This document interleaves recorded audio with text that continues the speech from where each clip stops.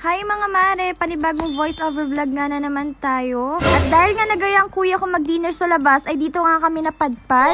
Bale, ito nga pala yung Dom's Grill and Resto Bar mga mare. At dahil nga hindi ako natingin sa daan mga mare, ay hindi ko nga matukoy kung saan to banda. Basta ang alam ko lang ay dito rin yan sa Cauayan City, Isabela. Kung hindi ako nagkakamali mga mare, bago lang din itong resto bar na ito. And since ito nga ay Dom's Grill, ay syempre mag-iihaw-ihaw tayo for today's video mga mare.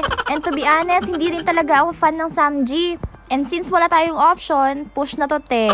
And speaking of ambience mga mare, ay sobrang ganda nga pala talaga dito. And buti na lang pagdating namin dito mga mare ay wala pang masyadong customer. Ito kasing baby namin, Gina G. At habang nag-voice over nga ako mga mare, ay nag-search na nga din pala ako sa Facebook at nakita ko yung Facebook page nila. Bale, located nga pala ito mga mare sa National Highway, Cabaruan, Cauayan, Isabela. At kung gusto mo lang mag-inquire at makita yung menu, ay matatagpuan mo rin ito sa Facebook page nila. And sa totoo lang, madami din pala silang choices of foods mga mare. Karamihan nga pala sa menu nila mga mare ay yung pang fiesta o pang family bundle. Ewan ko nga din sa kuya ko kung bakit Samji yung pinili niya.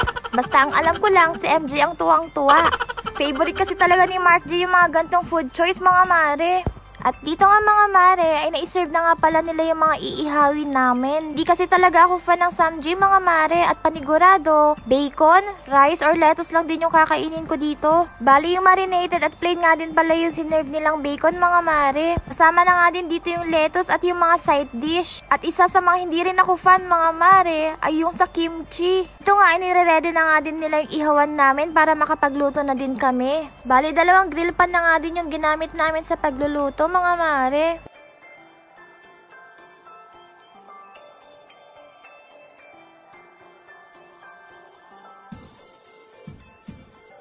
Dito nga sa isang grill pan ay si kuya ko ang nagluluto. Habang sa kabila naman ay si MJ. Feel na feel yarn.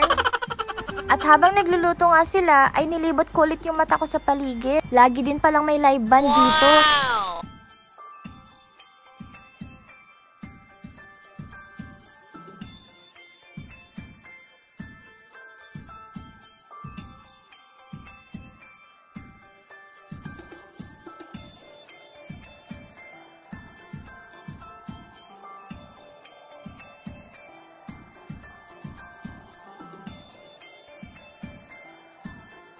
At pagkatapos nga namin magluto mga mare ay kumain na din kami. Bali may tigwa 1 cup of rice nga din pala kami mga mare kasi hindi pwedeng hindi kumain ng rice si Terdy. At buti na lang talaga may sabaw din sila mga mare. Sobrang sulit din talaga ng pera mo dito mga mare kasi paniguradong busog ka. At pasintabi na nga lang din sa tiyan kung lumalabas na.